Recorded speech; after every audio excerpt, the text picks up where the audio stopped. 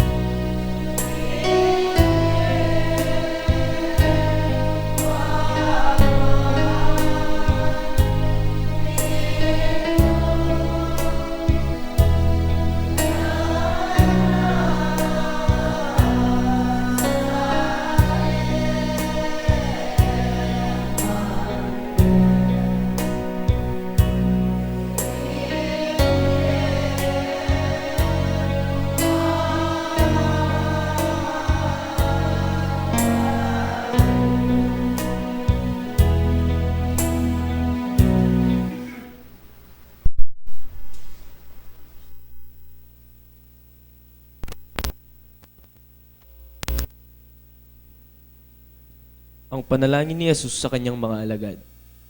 Ang mga bagay na ito ay sinalita ni Jesus. At sa pagtingala ng kanyang mga mata sa langit ay sinabi niya, Ama, dumating na ang oras. Luwalatiin mo ang iyong anak upang ikaw ay luwalatiin ng anak. Gaya ng ibinigay mo sa kanyang kapamahalaan sa lahat ng laman, upang bigyan niya ng buhay ng walang hanggan ang lahat ng ibinigay mo sa kanya. At ito ang buhay na walang hanggan, na ikaw ay makilala nila na iisang Diyos na tunay, at siyang iyong sinugo sa makatuwid bagay si Jesucristo. Niluwalhati kita sa lupa pagkaganap ko ng gawa na ipinagawa mo sa akin. At ngayon, Ama, Luwalhatiin mo ako sa iyo rin ng kalwalhatiang aking tinamo sa iyo bago ang sanglibutan ay naging gayon. Ipinayag ko ang iyong pangalan sa mga tao na ibinigay mo sa akin mula sa sanglibutan. Sila'y iyo at sila'y binigay mo sa akin at tinupad nila ang iyong salita. Ngayon ay nakakilala nila na ang lahat ng mga bagay na sa akin ay binigay mo ay mula sa iyo. Sapagkat ang mga salitang sa akin ay binigay mo, ay binigay ko sa kanila at kanilang tinanggap. At nakakilala nilang tunay na nagbuhat ako sa iyo at nagsipaniwalang ikaw ang nagsugo sa akin. Idinadalangin ko sila, hindi ang sanglibutan ang idinadalangin ko, kundi ang mga sa akin ay binigay mo, sapagkat sila'y iyo. At ang lahat ng mga bagay ay iyo, at ang mga iyo ay akin, at ako'y lumuluwalhati sa kanila. At wala na ako sa sanglibutan, at ang mga ito ay nasa sanglibutan, at ako'y paririyan sa iyo. Amang banal, ingatan mo sila sa iyong pangalan, yang mga ibinigay mo sa akin, upang sila'y maging isa, na gaya naman natin. Samantalang ako'y sumasa kanila, ay ningatan ko sila sa iyong pangalan, yang mga ibinigay mo sa akin, at sila'y binantayan ko. At sa kanila'y walang napahamak, kundi ang anak ng kapamakan, upang matupad ang kasulatan. Ngunit ngayon ay napaririyan ako sa iyo, at sinasalita ko mga bagay na ito sa sanglibutan, upang sila'y mangagtamo ng aking kagalakang ganap sa kanila rin. Ibinigay ko sa kanila ang iyong salita, at kinaupotan sila ng sanlibutan, sapagkat hindi sila taga-sanlibutan, na gaya ko naman na hindi taga-sanlibutan. Hindi ko dinadalangin na alisin mo sila sa sanlibutan, kundi ingatan mo sila mula sa masama. Hindi sila taga-sanlibutan, na gaya ko naman na hindi taga-sanlibutan. Pakabanalin mo sila sa katotohanan, ang salita mo ay katotohanan. Kung paano ako yung sinusugo sa sanlibutan, sila'y gayon ding sinusugo ko sa sanlibutan. At dahil sa kanila'y pinabanal ko ang aking sarili, upang sila naman ay magpakabanal sa katotohanan.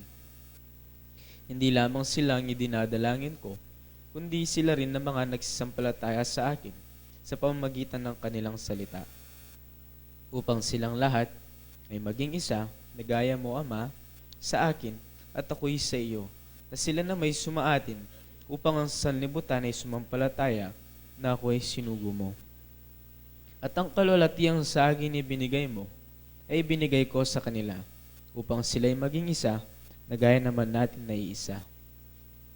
Ako'y sa kanila at ikaw ay sa akin, upang sila'y malubos sa pagkakaisa, upang makilala ng sanlibutan na ikaw ang sa akin ay nagsugo, at sila'y iyong inibig, gaya ko na inibig mo. Ama, iyang mga ibinigay mo sa akin ay ibig ko kung saan ako naroon. Sila naman ay dumuong kasama ko, upang makita nila ang kalwalhatian ko, na ibinigay mo sa akin, sapagkat ako yung inibig bago natatag ang sanlibutan. O Amang banal, hindi ka nakikilala ng sanlibutan, ngunit nakikilala kita, at nakikilala ng mga ito na ikaw ang nagsugo sa akin. At ipinakilala ko sa kanilang iyong pangalan, at ipakikilala ko, upang ang pag-ibig na sa akin ay inibig mo ay mapa sa kanila, at ako'y sa kanila.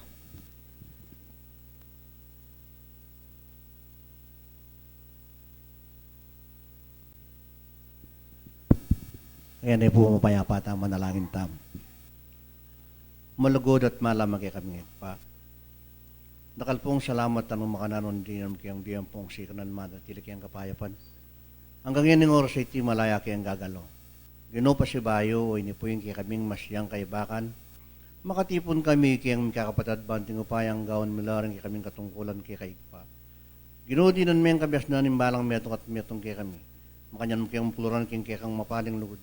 Banting upayang makanyang kayang misasan metong ikasulong nanin kay kaming kasalpantayanan. Ikpambanal pa si Bayo ay nipuyin kay kaming aldonan ng sabat. Banting upayang maminto kamit gawakan kay kaming katungkulan kay kaigpa. Ginumin Diyos turumin para na malyaraming gawan. Banting upayang makanyang kayang mga sutsat at makanyang mga pasulong kay kayang kasalpantayanan. Ikpambanal. Ginumin Diyos, nung ikit mo puring kay kaming kakulangan karing aldona po niya monolalawan. Bilang mo na lang ang tingmay ng pamanalastas deti, mo bibilang ang timong kasalanan mig pa, nun bilang mo na lang kulang pang kabyasnan. Ikpambanal o rin ipuring kaya kaming payangaring makatagan pang mapilan. Ami ang mundasyon kaya kayang kasalpantayan ng Grinyosi kapuyong manakit. Ginoong gana kaya kayang kakapatad. Nung ninumang po ating bitbita parandam ngayon ng orsa ititi kang karilang kubuntok nangan, Diyos ko, pisan mong lihim ka rin kaya kang may payang gamat. Balik mo yung piersang pong sikanan banting upayang makanyang kayang miyabe-yabe, susuyot maminto king buri mo. Ikpambanalo, ini po yung kaya kaming proyektong gagawan ngayon ng orsa iti Grinyosi kapuyong manakit. Dinan mo pong piersa yung balang metong at metong kaya kami.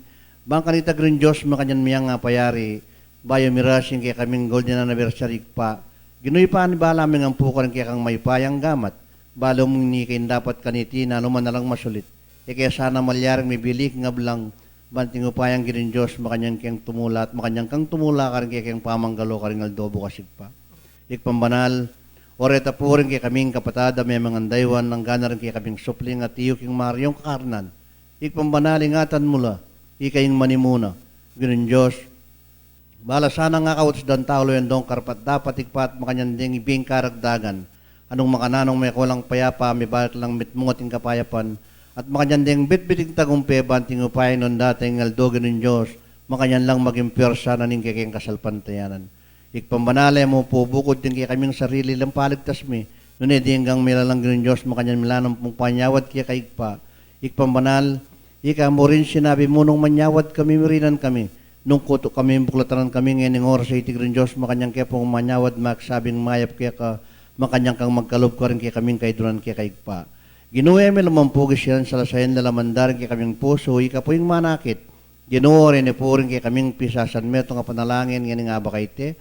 Sana tanggapan mula at tanggapan mi naman lubusan tang kaya kang pamipala. Ipapamiltan mi sablaman iba't nangining gampo kaya wakas iyan asap.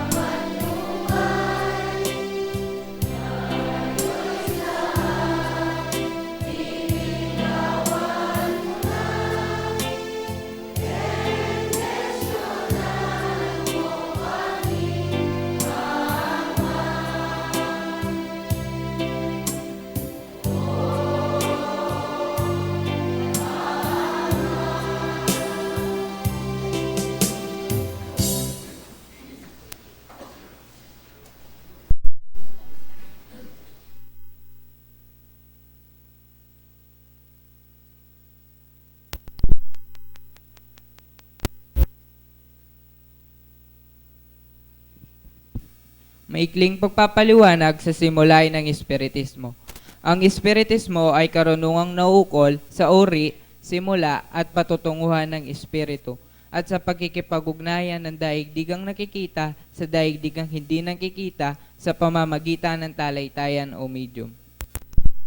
Patungo sa Diyos sa pamamagitan ng karunungan at pag-ibig.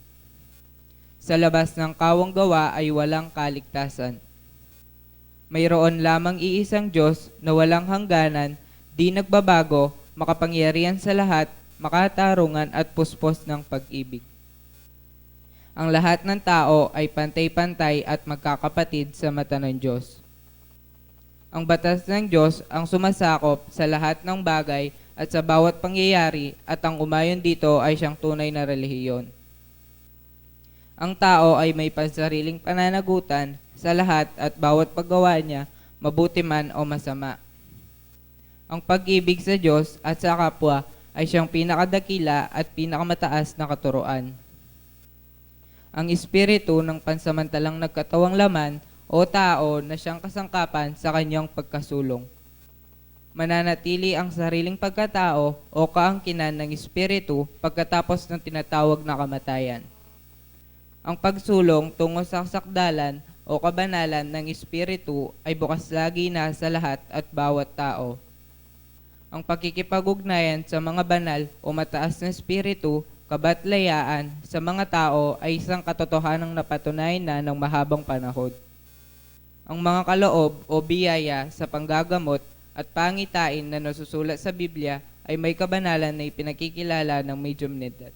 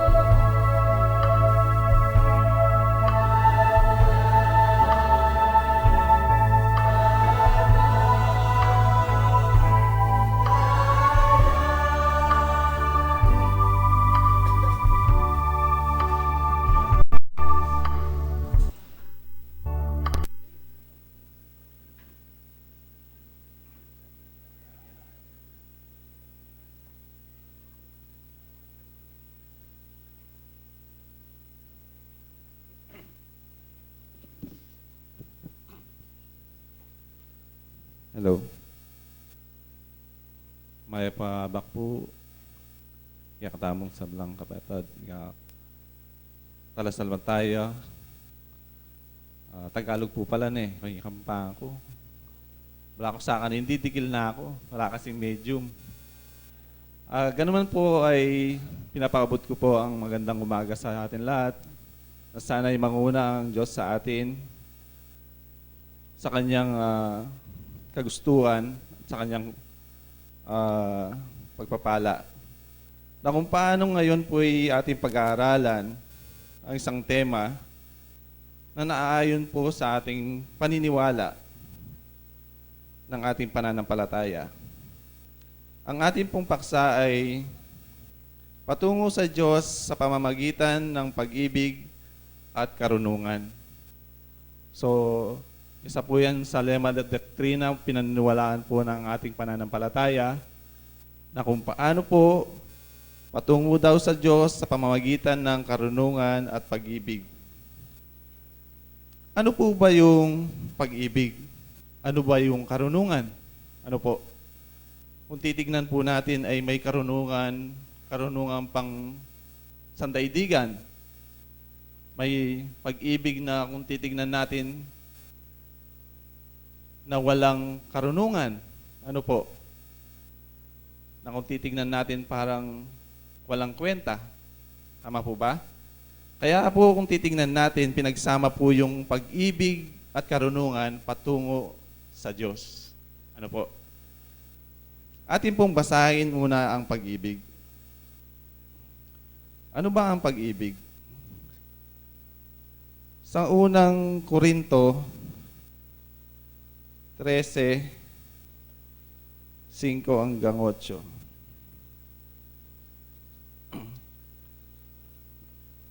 Excuse me po. Sabi po dito sa unang Korinto 13, o basahin muna natin sa 4. Ang pag-ibig ay mapagpaninuhod at magandang loob. Ang pag-ibig ay hindi nananaghili. Ang pag-ibig ay hindi nagmamapuri. Hindi nagpapalalo. Ano po? Sa 4:5. Hindi nagugaling mahalay. Hindi hinahanap ang kanyang sarili. Hindi nayayamot. Hindi inalimura. Lumaya ang masama. 6. Hindi nagagalak sa kalikuan, kundi nakikigalak sa katotohanan. 7. Lahat ay binabata, lahat ay pinaniniwalaan, lahat ay inaasahan, lahat ay tinitiis. 8. Ang pag-ibig ay hindi nagkukulang kailanman. Kahit maging mga hula ay magtatapos, maging ang mga wika ay titigil, maging ang kalaman ay mawawala. So kung titignan po natin ang pag-ibig, kung titignan natin perpekto, yan po ang pinagkaloob po ng Diyos sa atin, pag-ibig. Ano po? Bakit po nasabing ang pinagkaloob po sa atin ng Diyos ay pag-ibig? Samantalang po tayo ay nasasabi sa Santong Kasulatan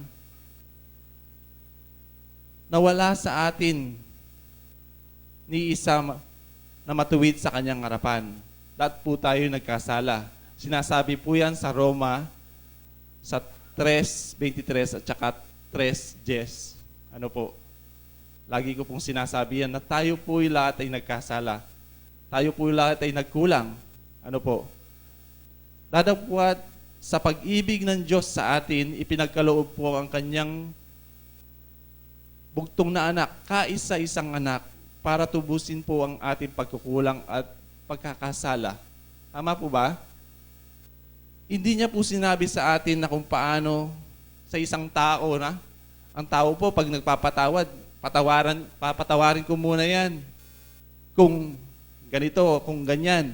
Ano po, may kondisyon. Pero po ang Ama, wagas po ang pag-ibig na pinagkaloob po sa atin, na pinagkaloob po ang anak, na walang kondisyon sa atin na magbago ka muna. Juan, Pedro, ipagkakaloob ko ang aking anak, mamamatay para sa iyo. Hindi po ganun eh. Tama po ba? Pero ang tao may kondisyon. Ha? Yan po ang tanggalin natin sa ating sarili, na kung paano kung titingnan natin kung mananatili ang kagustuhan ng laman, ang ating emotional sa ating sarili, talagang mahirap po. Tama po ba? Pero pag ang kalooban ng Diyos, ang kagustuhan ng Diyos, ang pananatiliin natin sa ating sarili, wala pong imposible. Lahat po yan magagawa. Ano po? Tama po ba? Ano po ba yung karunungan? Ba't pinagsama ang karunungan patungo sa Diyos? Basahin po natin ang karunungan sa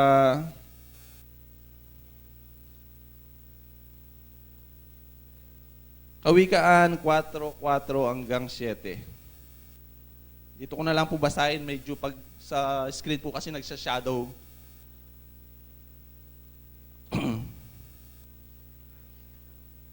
Sabi po dito sa Kawikaan 4:4 hanggang 7.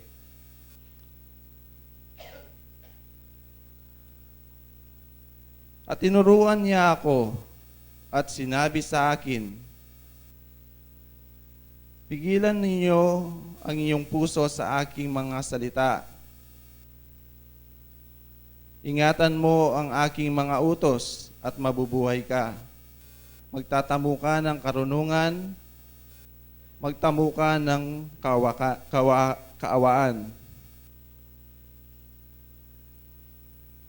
Huwag mong kalimutan ni umiwalay man sa mga salita ng iyong bibig. 6. Huwag mo siyang pababayaan at iingatan kanya.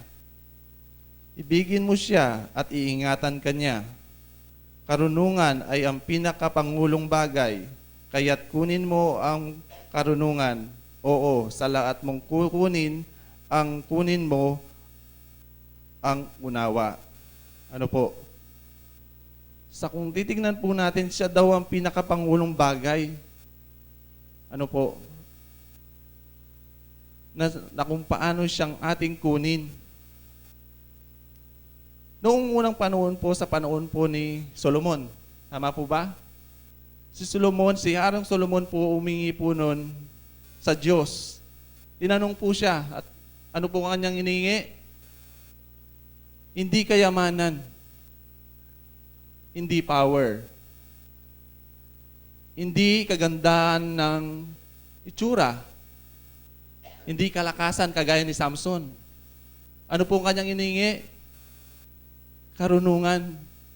Karunungan po ang iningi ni Haring Solomon. Ano po?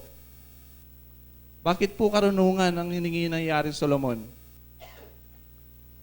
Dahil po nung panahon na yon, na kung paano ang mga tao ay sadyang maloko at pasaway na rin po.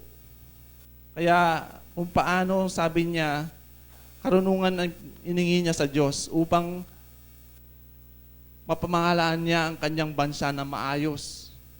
Ano po? Naalala niyo po yung kwento ng dalawang mag-ina o babae na inaangkin ang kanyang anak o inaangkin ang isang anak, bata? Dahil sa kanyang karunungan, ano po? Hindi lang karunungan sa pandaigdig na ito o mundo, kundi karunungan na naayon sa kagustuhan at karunungan ng Diyos na patas kung umusga. Ano po? Para alam niya pong timbangin ang bawat isa. Na kung paano po, yan po daw ang ating kunin. Nakalakip ang pag-ibig sa ating buhay upang tayo'y makarating sa Panginoon. Ano po?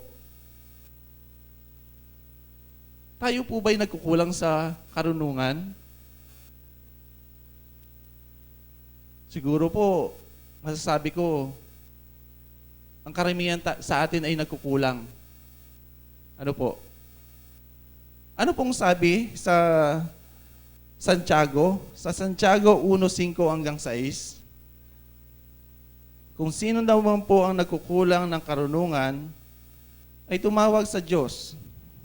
Sa Santiago 1:5-6. Ngunit kung nagkukulang ng karunungan ang sino man sa inyo, ay humingi sa Diyos na nagbibigay ng masagana sa lahat at hindi nanunumbat. Ito'y bibigay sa Kanya. Hindi daw po nanunumbat ang Diyos. Ang tao ba'y nanunumbat? Ako ba'y nanunumbat? Opo, ako minsan na nanunumbat. Pero tinatanggal ko na po. Sana matanggal ko na sa buhay ko. Sana ganoon din po kayo. Ano po? At sabi dito sa 6,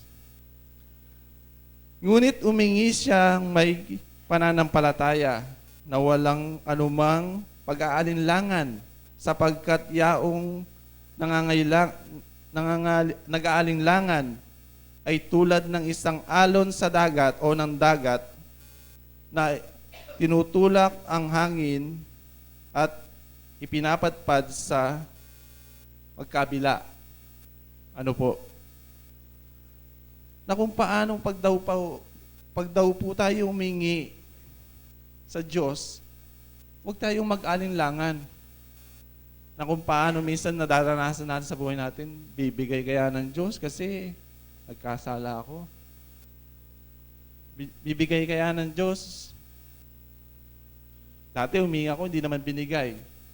Ano po? Pag-aalinlangan na kung paano sa isang mananampalataya, pinawawalang alaga o kapangyarihan ng ating sinasamba. Nag-aalinlangan tayo eh. Tama po ba? Tanggalin daw po natin ang pag-aalinlangan kung tayo umingi sa Diyos. Upang ito'y magamit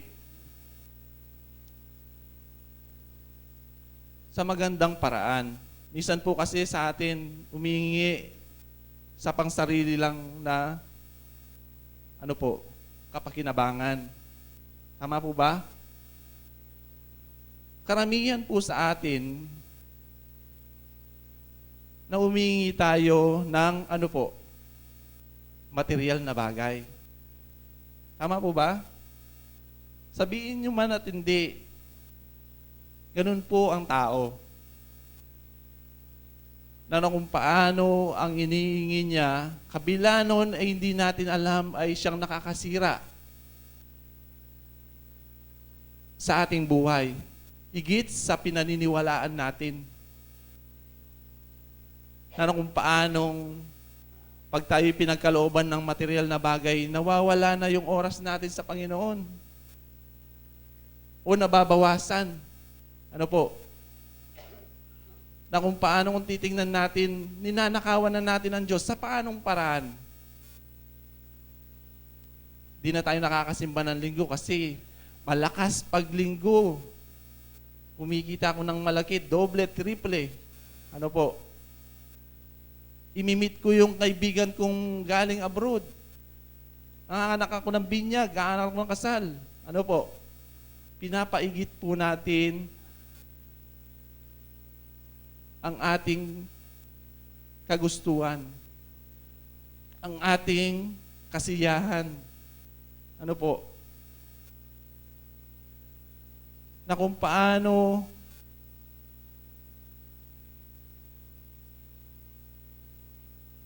ang karamihan sa atin ay mahigit po ang kagustuhan ng laman. Ano po? Kaya sabi ko nga po, kung tayo'y nakikipag-tug of war niyan, spirit versus human or laman, ano po, sa palagay niyo po sa inyong sarili, sino kaya ang mananalo?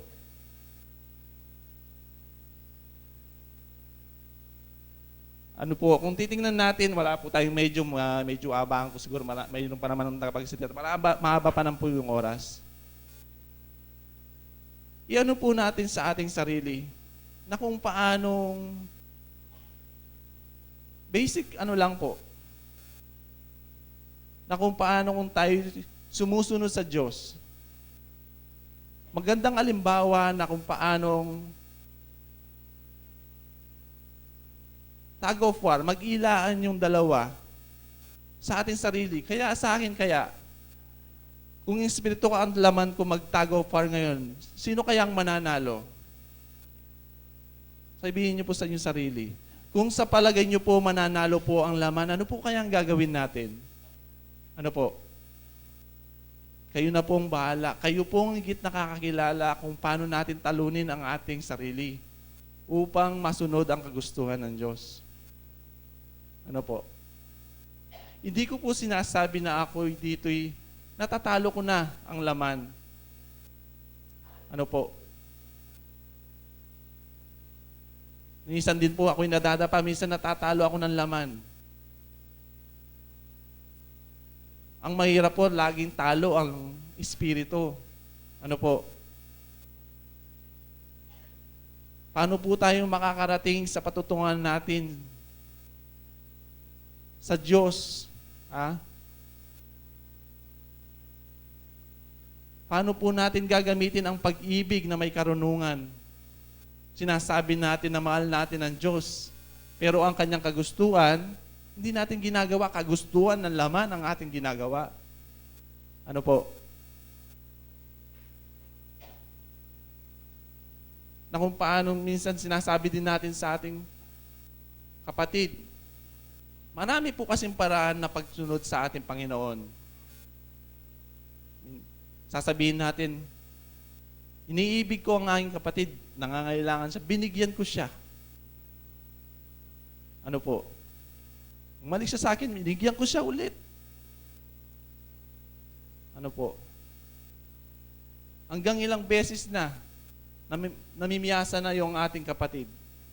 Ano po? Na kung titignan natin ang karunungan upang turuan ang ating kapatid, ano po? Hindi natin ginagawa. Na kung titignan natin, minsan ang lumalapit sa atin ay malusog pa at malakas pa sa atin. Ano po? Na kung paano kung titignan natin, kung talagang mahal natin ang ating kapatid, sabihan natin.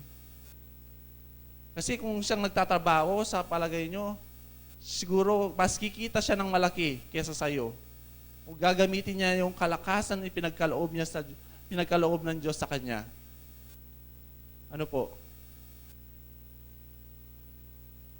Kaya lang minsan, tayo mismo, pinapabayaan natin yung ganyang bagay. Na kung titingnan natin, masasabi ng kamangmangan na po sa tao yung ganon. Ano po?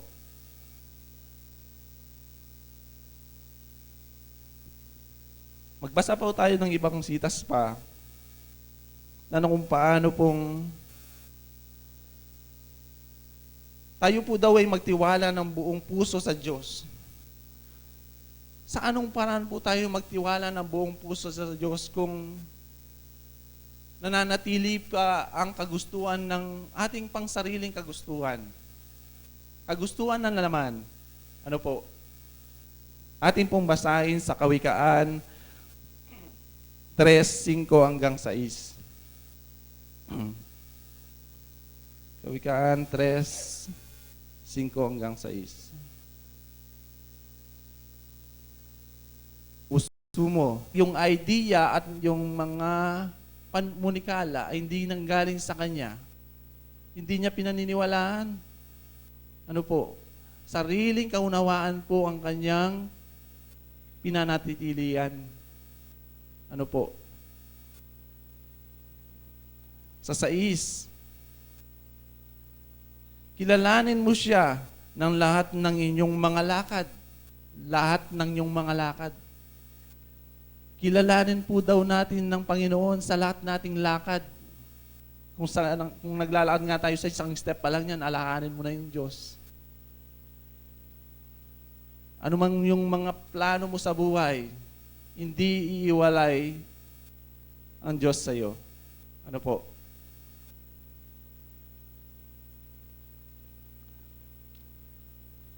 At kaninyang ituturo ang iyong mga landas. Huwag kang magpakapantas sa iyong mga sariling mga mata. Minsan po kasi sa mga tao, see is to believe. Pero sinasabi na ng santong pero beyond that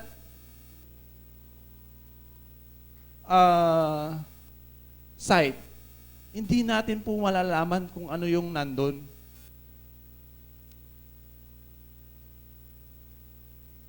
Kung titingnan po natin sa ating pananampalataya, ano po, tayo po'y naniniwala sa hindi nakikita. Nakikita at hindi nakikita. Tama po ba? Tayo po'y naniniwala sa Espiritu. Ano po?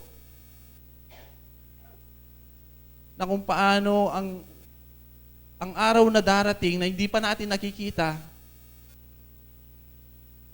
pinaniniwalaan natin. Pero sa taong pantas na magmamagaling, akala mo kung sino, na alam niya na yung lahat, kahit sa hindi niya nakikita, ano po,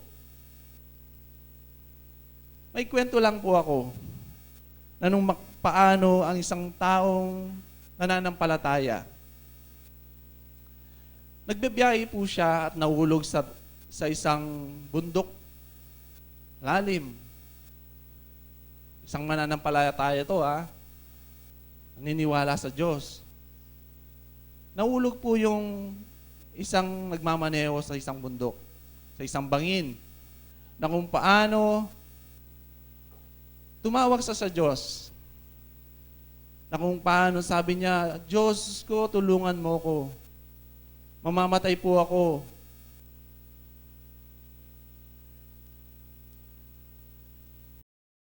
I-save mo dito sa palagay niyo po, ano kaya ang gagawin ng taong mananampalatayang nananalig sa Diyos? Isinuko ang kanyang sarili. Sabi niya, gagawin ko na lahat eh. Sa palagay niyo po, gagawin niya lahat. Kung gagawin mo ang lahat, nananalig ka sa Diyos, may tinig na nanggaling sa langit na sabi niya, bitawan mo ang iyong hawak. Ako ang bahala sa iyo. Kung ikaw ay buong nagtitiwala, sabi nga sa aking binasa, sa Kawikaan 3:5 hanggang 6, yung pinapaliwanag ko na to, sabi niya, bitawan mo anak, ako ang bahala sa iyo. Kung ikaw ay nagtitiwala ng buong puso, bibitawan mo ang iyong hawak. Tama? Tama. Wala kayong choice. Tama lang. Ano po? Mas maganda yun, tama lang. Kung nag-i-exam ka, bonus na po yun.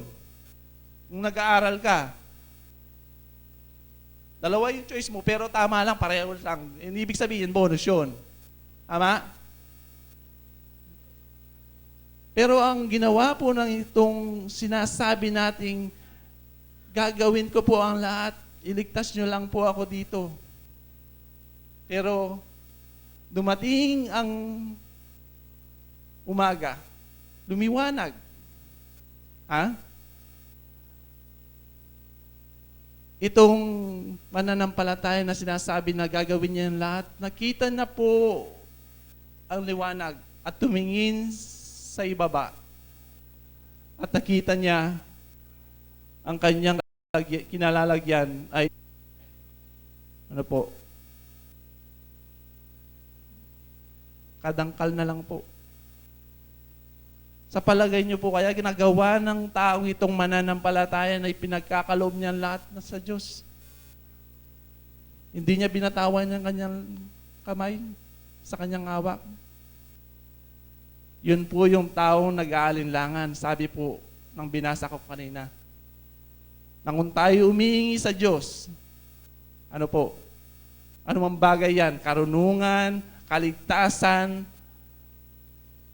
paggaling ng, ng karamdaman, ano mang bagay yan po na may pag-aalinlangan sa ating puso, kapatid. Huwag mong tanungin ang Diyos. Tanungin mo ang sarili mo, ba't hindi niya pinagkaloob? Dahil may pag-aalinlangan sa puso mo, sa sarili mo. Ano po?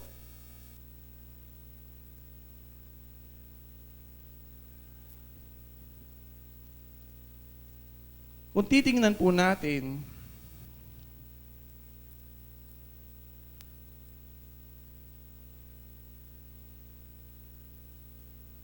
sa ibang banda, masasabi natin, mahirap sumunod sa Diyos. Sa kabilang banda, madali lang sumunod sa Diyos. Ano po? Bakit ko nasabi kayang ganun? Yung sinasabi kong kabilang banda na madali lang sumunod sa Diyos kasi na tayo'y nagpasakop na sa Diyos. Lahat po ng ating kilos, lahat ng ating plano ay sinuko na natin sa Diyos. Sa kabilang banda, na mahirap sumunod sa Diyos, nananatili pa ang kagustuhan ng ating sarili. Kagustuhan ng laman. Makasandaigdigan. Ano po? Yan lamang po ang aking may babahagi ngayon sa oras na to, na kung paano po mayroon po tayong bisita at marami pa pong tagapagsalita. Pagbulay-bulayan po natin sa ating isipan, kayo po hinggit nakakasagot kung paano po tayo sumunod sa Diyos. Ano po yung mga nakakabigat sa Diyos, sa pagtunod sa Diyos. Ano po? Kung bisyo yan, kung business yan, di ko naman po sinasabing tanggalin nyo yung hanap buhay nyo. Kung sumusobra po, na ninanakaw na natin ng Diyos, kapatid. Yan po, minsan, dapat ilagay po natin sa makawastong paraan. Pinagkaloob na po ang 6 na araw sa atin at 2 oras lang po sa Panginoon ang kanyang inihingi. Ano po? Sana po masundan natin at tayo'y makakarating sa ating patutunguhan. Kung nasaan ang ating Ama, doon din po tayo sana magkita-kita pagdating ng panahon. Marami pong salamat. Magandang umaga.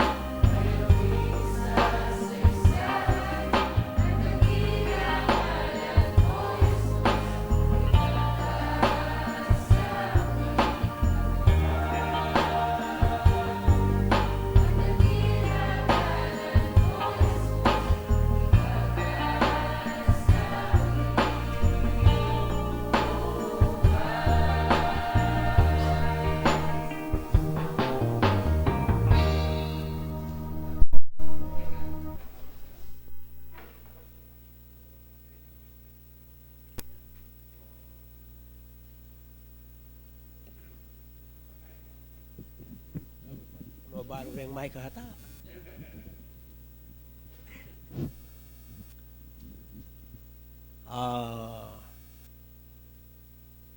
Kuabot isipan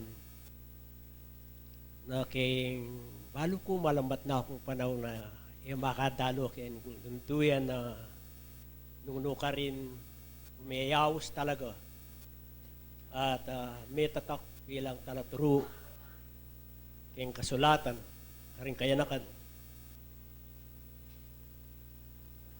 at akakit ko rin ning bunga na ning kanakong pangatatak kini king sibol tagong pening bi mika ka-inspirasyon ko nya no sakali may kabaman ning kanakong oras yung pagmanano kaya kayo kapatid magpasensya nyo po uli may sabik ko kaya kayo nga naning kaya katamong tema aga nakakot Tagalog na yata yung sasanayan tamo na ne po. Sorry po, sabi ng ating paksa, yung tema natin, patungo sa Diyos sa pamamagitan ng pag-ibig at karunungan. Napakagandang tema po ito. Subalit, ang ipinagtataka ko, kung bakit may mga taong hindi naniniwala sa Diyos. Mayroon pa ba kayo ditong ateista na tinatawag nila na hindi naniniwala sa Diyos? Sa palagay ko wala ano po. Lahat tayo ay naniniwala sa Diyos. Kung tayo nga ay naniniwala sa Diyos, mayroon tayong patutunguhan, di ba? Kaya ang tema natin, paano tayo patutungo sa Diyos? Kung wala kang pag-ibig, walang karunungan, may pag-ibig ka nga, wala ka namang karunungan, nagiging walang kabuluhan kung minsan, di ba? Kung marunong ka man, wala ka namang pag-ibig, sabi ni Pablo, wala ka rin kabuluhan. Kung kaya't, hindi natin pwedeng paghiwalayin yan. Magkasama po ang dalawang yan. Kumbaga parang mag-asawa na ayaw maghiwalay. Subalit, ang mga ateista kaya, yung mga taong hindi naniniwala sa Diyos, saan kaya sila patutungo? Bangabat, halimbawang sila ay gumagawa ng pag-ibig sa kanyang kapwa, matulungin, siya ay marunong. Kung hindi naman naniniwala sa kanyang patutunguhan kung sino ang patutunguhan niya, makakatungo kaya siya doon? Makakaparoon doon? Hindi po. Kaya't napakapalad po natin na sa ating puso ay nakikilala natin ang Diyos. Na mayroon tayong Diyos na pinaniniwalaan kapag tayo gumagawa ng kanyang kabutaan, ng kanyang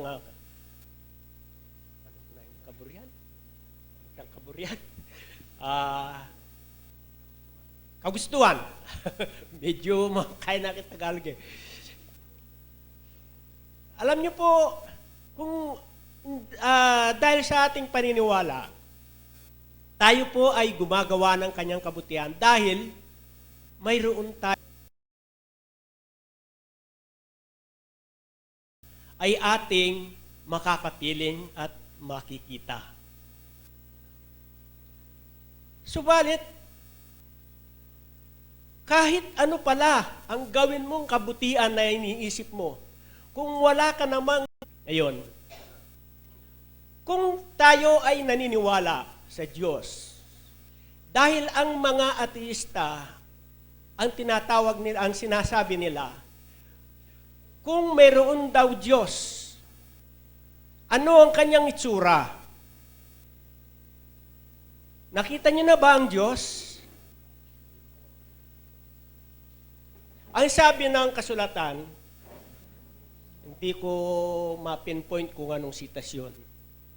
Pero ang sabi niya, walang taong makakakita sa Diyos sapagkat ang makakakita sa Kanya ay mamamatay.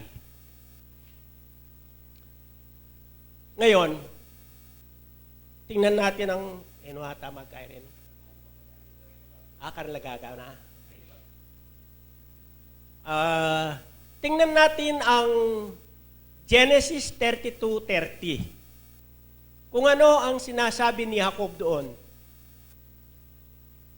Ito.